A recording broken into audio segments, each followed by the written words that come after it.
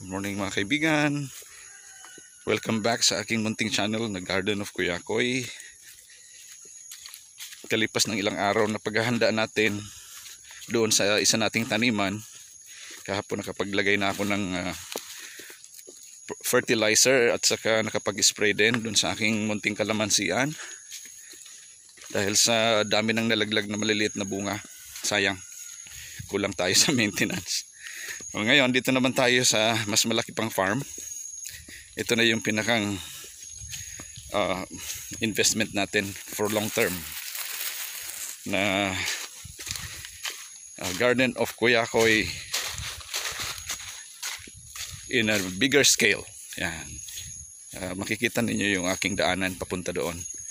From the highway, it will take around 400 meters walk. Yan. Mayroong dadaanan na dalawang malaking lote bago makarating sa aking farm. Itong daanan na to ng mga tao ay matagal na. For several decades na tong dinadaanan, pero talagang hindi maisaayos dahil kulang ang residente dito. Alam nyo naman sa pagdating sa infrastructure sa ating bansa, palaging subjective yan sa mga politiko. So bago ipatupad yung isang infrastructure project tulad ng kalsada, i-consider nila yung number of voters beneficiary. Kaya kapag kulang yung mga residente ay hindi gaano nabibigyan ng priority. Maliban na lamang kung ang isa sa mga key personnel doon sa opisina ng gobyerno tulad ng DPWH ay nakabili ng property, o ganun din sa mga politikong nakabili ng property sa looban, kahit gaano kalayo o kasukal ay napapagawa ng kalsada dahil mayroong personal interest, di ba?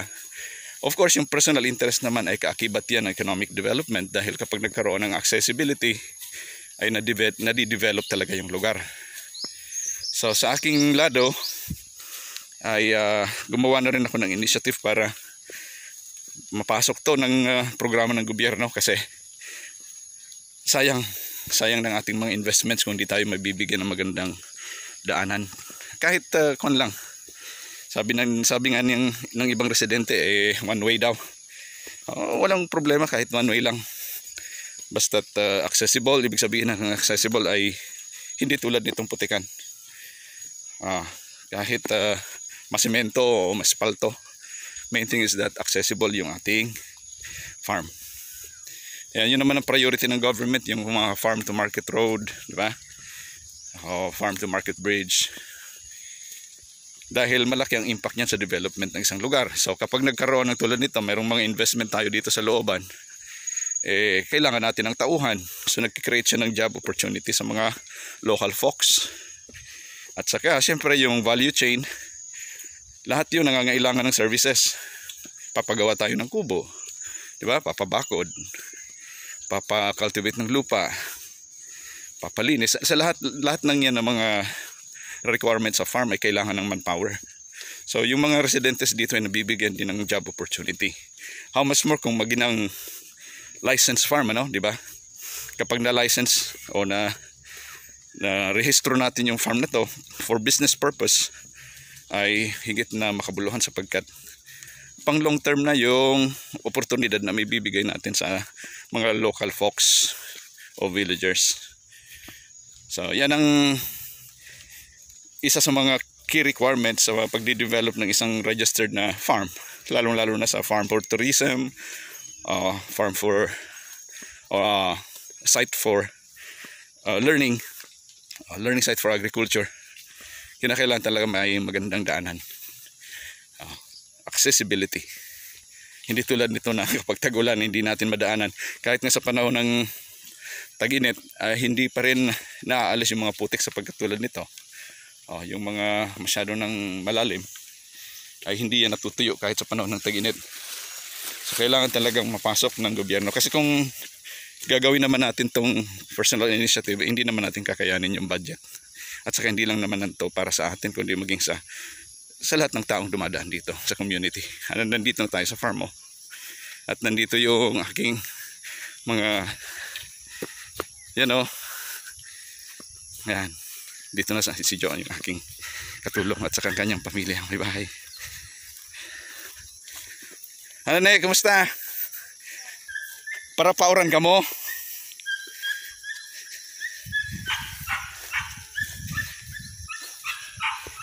Tinapos ko Diyos, so dito nga nice ay bang.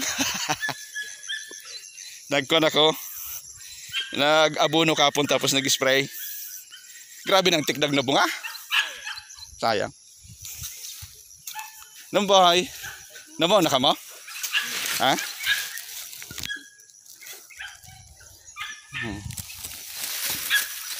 Marisa di jo may spray gila yan pag ray-ray sa panahon na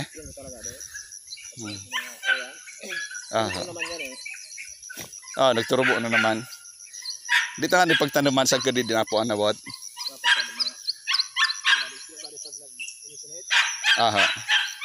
So dito nga ni Joy spray ang kumaan may glyphosate pa ako. Suka takip baga ng maswa. Mawuto naman. Ay si mo na ipipatrol si Ate mo Ilsa. Ay si mo ipipatrol sa ako. Hindi lang. Hindi ba tayo ko na dara sila sa payag?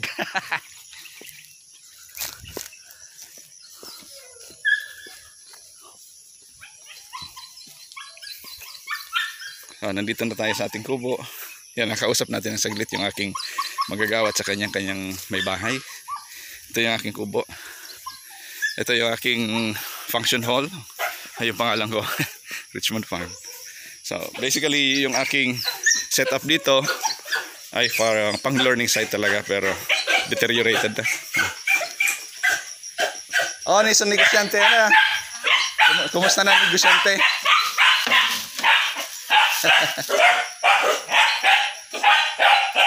Dora. Sige, manood ka naman.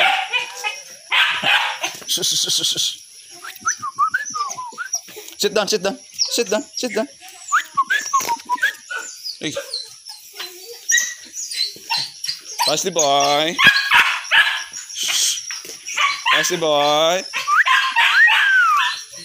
Hello. Sit down, boy. Sit down. Hello. Sit down, boy. Sit down, boy. Sit down. Sabi ko sit down. Ayaw pa. Excited. Sabi ko sit down na muna. Boy. Sit down na. Apir na muna, boy. Apir. Iyon, kabila. Iyon, oh. Bless muna. Bless muna, sabi ko, bless. Bless muna, eh. Bless. Diman dyan, isa na. Dito, oh. Tamantay ka. Ayan. Inutusan muna natin yung asawa ni Joe na bumili ng pang-snack natin. Bili ng bihon o kaya ng pansit para meron tayong snacks mamaya. Anong oras na ba? 7:36. Okay, yung aking greenhouse, ito na. Medyo hindi masinop. Kailangan ko itong sinopin, ayusin para makapagpunla tayo ulit. Ayan. Yung mga dragon fruit ko, mga hinog na. Grabe yung fungus ngayon. Ano kaya nangyayari? Kahit saan may fungus. Sayang ng mga bunga, oh. Grabe. Oh. Parang yung mga minamanufacture na mga fungicide ngayon, pesticide, parang susceptible na sa pag-develop ng mga fungus. Sa halip na mawala, mas lalong nagiging susceptible. Tingnan nyo. Oh. Hindi lang dito, kahit sa ibang lugar nakita ko masyado nang madalas yung pagkakaroon ng fungus ng mga dragon fruit. Parang sa dinabi-dami ng mga tanim ay nakapag-develop na ng highly resistant na fungus sa mga dragon fruit sa ngayon. Tinutunaw. Grabe. Yan din siguro ang disadvantage kapag marami na yung nagtatanim ng dragon fruit. Nasisira yung resistance ng halaman at saka nagiging namang matibay yung resistensya ng mga nadidevelop na fungus. Kapag ganito yung tubo, maganda. Medyo malusog.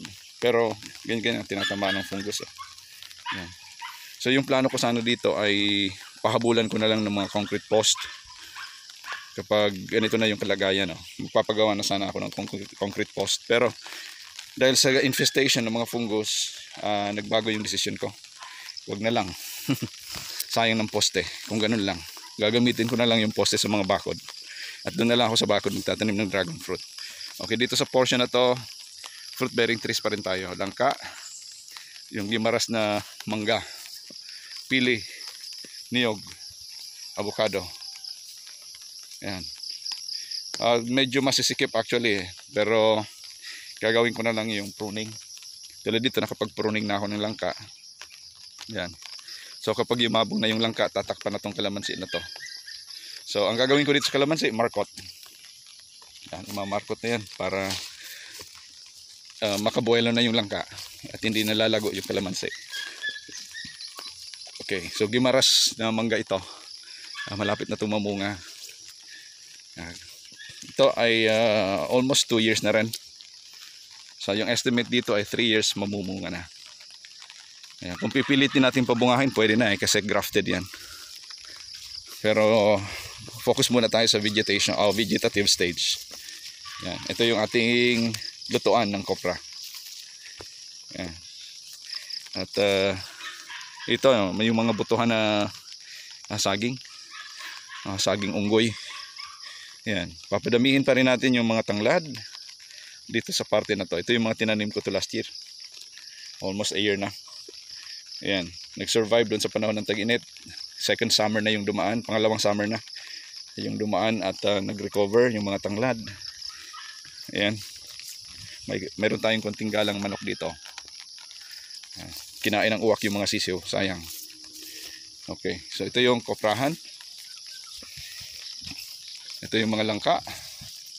Ayan, yung langka ay 2 taon na rin from seeds.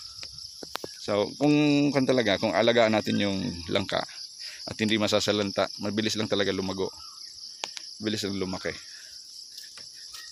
Ayan, so ito pupunuin natin ang tanglad. Ayan. Ito yung mga marketed kong kalamansi na in between tataniman ng tanglad. Yan. Yan, dyan naman may mga lansones.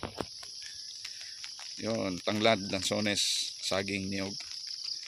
Yan, hanggang papunta na yan doon sa baba sa ating balon. Yan. Nakabutang ka na sa ating abuna, oh. Ayos na pala na de. Lalatom na ya de. Yan. Nomboy, ayos boy magtanom ng tanglad.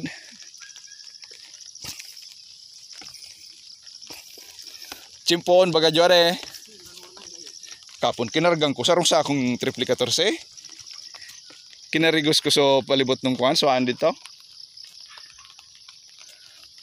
Grabe baya jo sa tikdagat na marong baya sa suwa dito. Sayang. Siriring na sa dikutan na oh. Tirek dag pa. Peguan, bansok. Grabing tayangaw. At nagsagrap baya ako jo so angot nung tayangaw.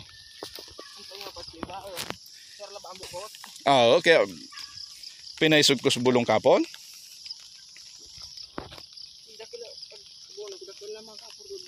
Amo.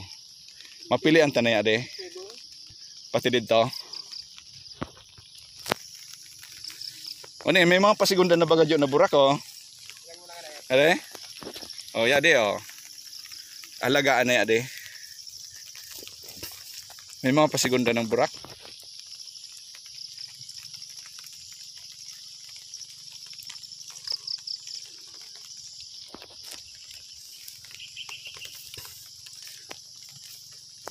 Kikibran sa adyo, tanagtirik lang sudaon. Pasigunda na adi oh. Kadakol na pa na natin bungkan, saraday na bunga.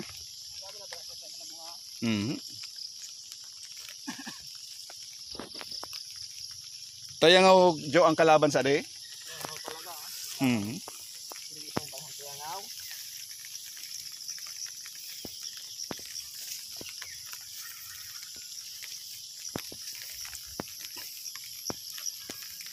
Ni kadakol sa bunga oh. Ni aralin na de. Tanggalan na ding mga sa de. Amo, o di ayos na. Bawi na yung mga tanom ta. Pati adi yung tapaya sa ibaba. Pagtabangan ta na ring mawanan ng pon. Kargan ta nga buno. Naglatom tulos jo.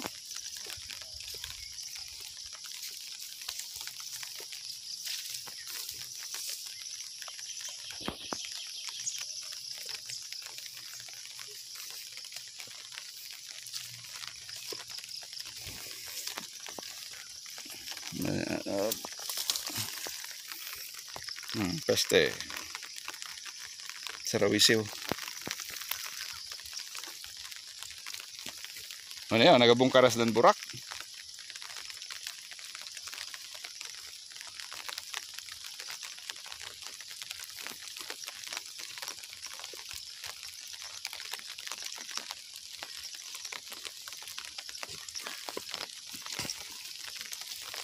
May gustong bunga dia.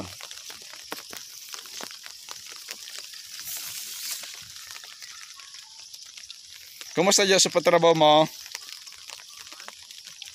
Pinundo mo na? At sige, nuran na de. No, nasa na oma ni Manirike?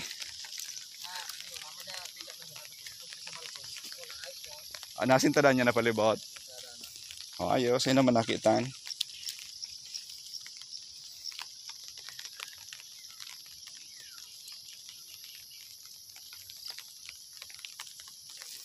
Bagay na matanaman ta din yung tanglad ta. Ulang pasabot. Sayang masade. Sayang sang kabal. Prato ba makalang ka managa. Amo ora naman ibang maray dyan ay tanam. San. Pwede maning kaso kuhan. So ubos itaw gila yon. Para ino tanong ko ba ganun muna. Tinanong mo na sa opo? Hindi pa. Adi pa man. Di mo plano tayo tanam. Ba? Ano marisa to jo palapalaan. Pwede. Pakalay-kalay yun ta. Ang magayon. Palapalan mo lang din. Ay man sana dyan kuhan. Magkakuro kong urasa de. Tapos babawan sana ning saringseng. Pwede na.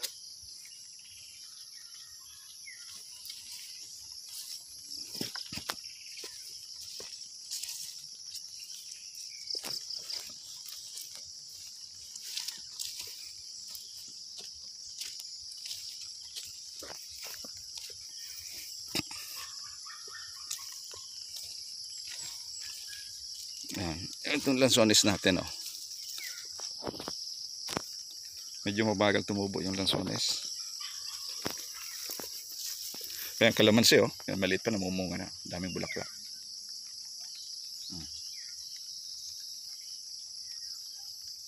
Kailangan na natin ng talagang focus sa maintenance, kasi pag gano'n na yung mga bunga ng kalamansi, kailangan na talaga ng madalas na pag-spray. Tulad niya nabubuo na yung bunga.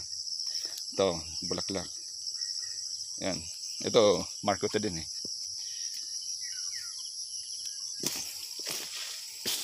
Yan. Ito, dito kailangan pa ng maintenance.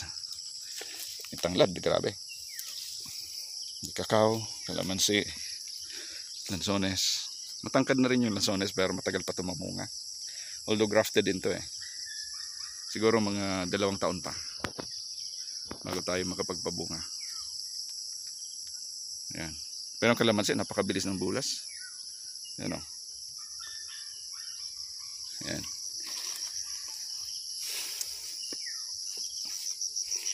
Yun nga lang, pagdating talaga sa fruit bearing trees, huwag muna tayong aasa ng bunga. Sapagkat doon sa span na 2 taon o hanggang 5 taon, wala talaga tayong gaanong aanihin. Yan. Pero sa mga gulay, mabilis lang. Yun nga lang, talagang required talaga ng grabing maintenance. Dito, grabe na, kapal na ng mga tanglad tinanim ko. Ayan. Ito yung huli kong tinanim bago ako umalis. Around 9 months to. Grabing kapal. So, ang plano talaga namin dito ay padamihin sapagkat gagawa tayo ng byproduct nito. Yung mga finished product ng lemongrass. Yan, nagre-research tayo ng processing para makapag-produce ng high value crop o high value product doon sa value adding. Value adding ng ating mga raw products tulad nitong tanglad. Grabing tanglad, oh. Yan. Ayan, so may papaya na hinog. Yan, kinakain ng uwak. Yan. Dito, lansones. So kailangan din ng maintenance. Kakarga namin ng abono yan. Dito naman yung mga ito, senyorita na saging. Yan. Dami na rin na saha na kailangan i-transplant. Yan. Ang kagandahan nitong senyoritang saging ay mabilis mamunga at saka hindi gaanong nakakadisturbo sa katabing mga halaman tulad nitong lansones. Oh.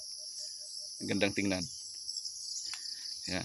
Lansones, combination nitong saging. Linis na, oh. Ito, kung makikita niyo dyan sa aking mga previous videos, dito ako nagtanim ng kalabasa. Yan, yung Suprema, Sophia F1. Yan, ito yung lugar na huli kong tinamnan ng kalabasa. Pero ngayon nakatanim ay saging na at saka gusto ko nang i-progress tong mga halaman na pangmatagalan. Lansones, suha, avocado doon naman sa unahan. Yan. So from vegetable farm, mainly nung una ay nagsishift na tayo sa mga fruit bearing trees. Kasama na dito yung saging. Hindi naman natin may consider na kahoy yung saging, di ba? Yung saging kasi hindi naman siya pang matagalan. So after na namunga, kailangan mong mag-maintain na naman ng follower tulad nito. Yan, kailangan isa lang every time na magpapabunga ng isang mother plant para hindi siya nababansot. Yan, ito okay ito. Isang follower sa isang mother plant. Yan, kapag dumami na ay tatanggalan natin. Ito pala mga lakatan. Yan. Ang ganda rin ng tubo ng lakatan, although kailangan talaga mag-delete ng dahon. Dahil kapag pumasok na yung tag-ulan ay titindi na rin yung fungus. So kailangan na rin ma-spray to ng fungicide. Yung nga lang nagdududa ako sa ibang mga fungicide, parang sa halip na ma-eliminate yung fungus ay mas lalong pinapalakas nito yung resistensya. Kaya nagre-reoccur. Bumabalik yung sigla ng mga fungus kapag na-sprayhan ng fungicide. Kaya mahirap na pagkatiwalaan yung mga manufactured na mga gamot. Kailangan anyway, yung purpose naman nila is for business, kasi yung mga magsasaka yung nagsasuffer nung matinding expenses at saka problema sa pag-maintain ng halaman. Ayan, oh. So, madalas ako mag-vlog doon sa kabilang side, pero dito bihira lang, kaya ngayon bigyan ko ng primary focus to. Ayan. Malinis dito sa lugar na to, maganda. May konting mga kamote, pero yung mga tira na lang to ng mga baging nung summer. Okay. So gala pa tayo ng konti. Ayan, monitor tayo ng mga halaman. Lansones, ang kapal na, kailangan ko mag-pruning. Bawasan ng mga dahon at sanga. Ayan, para sumigla yung puno. Okay, so gusto ko na rin alisin yung mga kahoy na yan, yung mga Gimilina, konting santol. Kasi masyadong dinodominate yung mas importante nating mga halaman.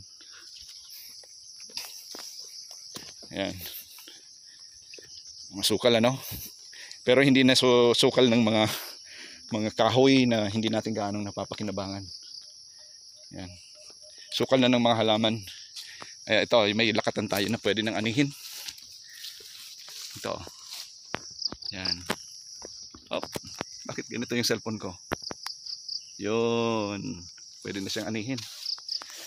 Yan. So pag uwi natin mamaya, meron tayong madadalang mga produkto galing dito sa farm. At mamimitas dan tayo ng kalamansi. Sabi ng aking katulong ay meron na daw mga mapipitas na kalamansi. Ito, bumagsak yung puno ng lakatan, naputol, nabali. Sa sobrang init ng summer. Yan. Ito, mga itatransplant na lakatan. So, pwede na rin tayo magbenta ng saha. Sino dyan yung nangangailangan, benta ako ng saha. Kano yung isa? 100 pesos. Pwede na. 100 pesos yung saha ng lakatan.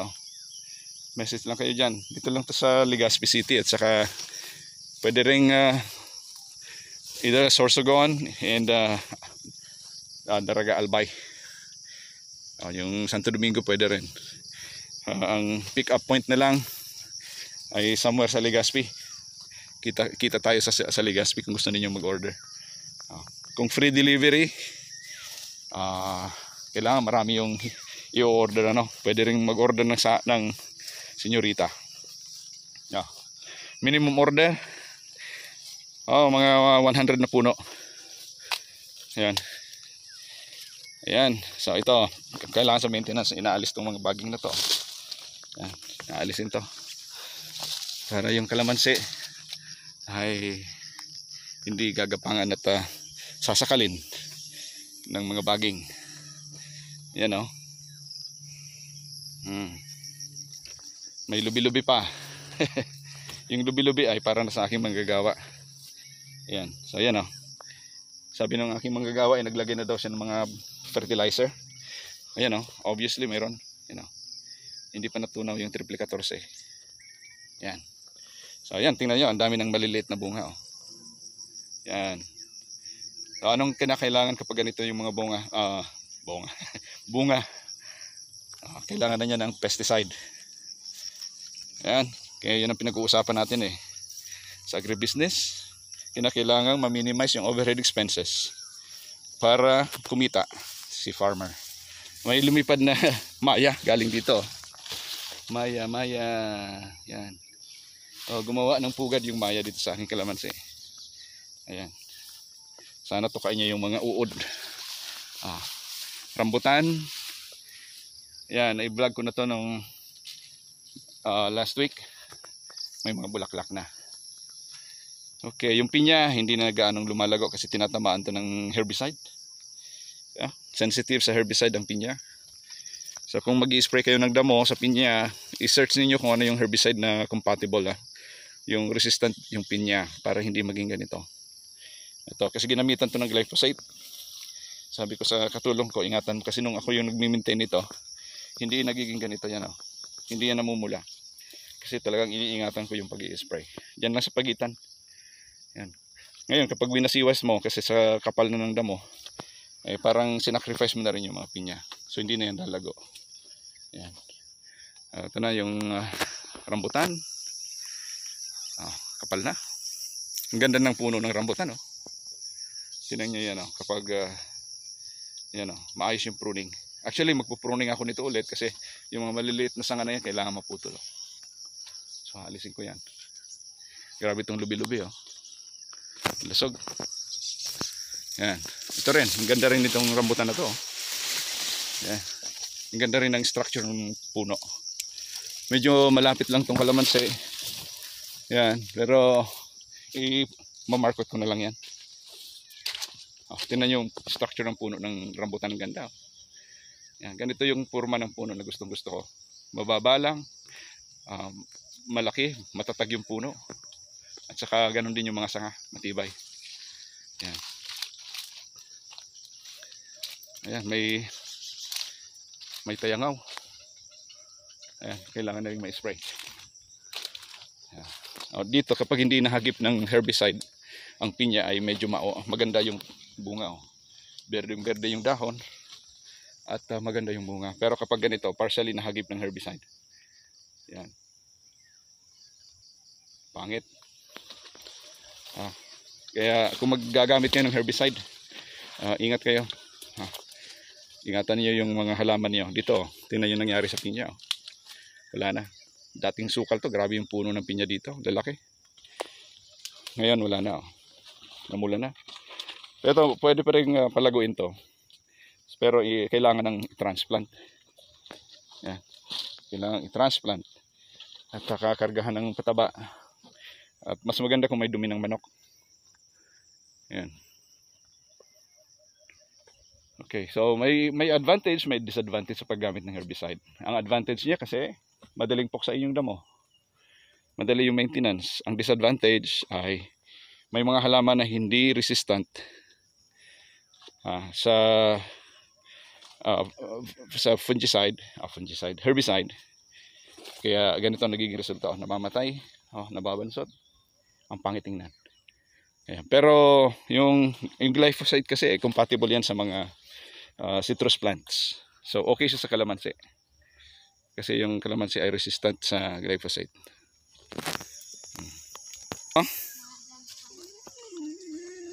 Mag-shopping ka mo? Yun. Mag-rescue laan na. May doggy. Oy, Manay! Manay be! How are you? Nagluwas buga ako giraray? Iya. Sige Manay, okay. May rescue laan na, ano?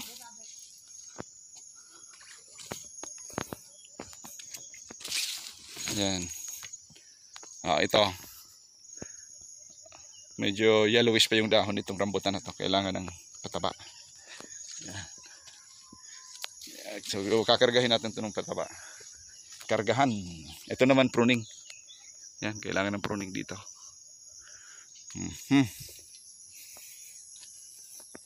Okay, doks. So tumigil na, umupa na yung ulan. Makakatulong na ako doon sa pagtatanim ng tanglad. Dito may mga tanglad pa rin, oh. Yan. Yun ang instruction ko sa aking katulong. Magtanim lang ng magtanim ng tanglad. Yan. So hindi pa ako nagbibenta ng tanglad kasi kailangan kong magparami ng magparami. Yan. Yan. Maganda rin siyang pang-control sa damo. Although dito kailangan ding hawanan at lagyan ng konting pataba. Yan. Ganda na ng kalamansi, oh. Ganda na.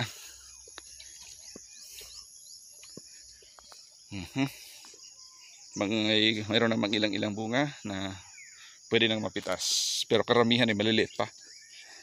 Na-delay yung pagpabunga natin ng kalamansi dahil sa extend yung summer. So ngayon, papabulaklak pa lang, oh. Yung una nating pagpapabulaklak, ito na yung bunga. Yan na. So at least 2 beses tayo pipitas ng maramihan. Yan, yung pinabunga natin last month at saka ngayon. Kasi kaya pa to eh. After itong mga bunga na to, ay pwede pang pabulaklakin yung ibang sanga. So mag-i-spray ulit tayo ng pang pabulaklak na foliar fertilizer. Ngayon kung magtatanong kayo ano ang pang pabulaklak na foliar fertilizer, napakarami naman po eh. Mag-research kayo dyan sa online. Basta mataas yung potassium. Yung triple 14, ibig sabihin nun, kumpleto. Pare-parehas yung percentage ng NPK. Pero kung gusto niyo magpabulaklak, dapat mataas yung potassium, yung panghuli. Instead na triple 14, pwedeng maging mataas yung panghuli.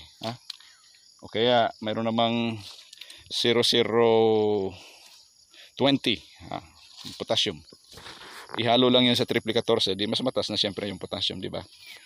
So yun ang pangpabulaklak natin. Yan. Pero dito sa kalamansi may technique. Sabayan mo siya ng urea.